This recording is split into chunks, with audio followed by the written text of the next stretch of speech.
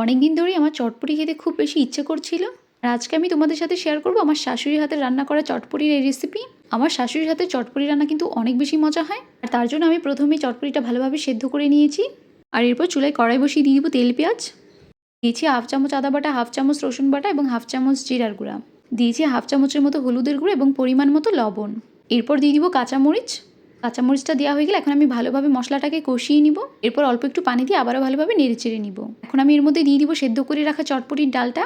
এখন আমি চটপটির ডালটাকে ভালোভাবে নেড়ে চেড়ে নিব। এরপর সেদ্ধ করে রাখা আলুকে আমি এইভাবে চটকে নিব পানি দিয়ে। আলুটা দিয়ে আমি আবারও ভালোভাবে নেড়ে চেড়ে নিব। এখন আমি এর মধ্যে দিয়ে দিব চটপটির মশলা। ডালের পরিমাণ বুঝে আমি চটপটির মশলাটা দিয়ে দিব।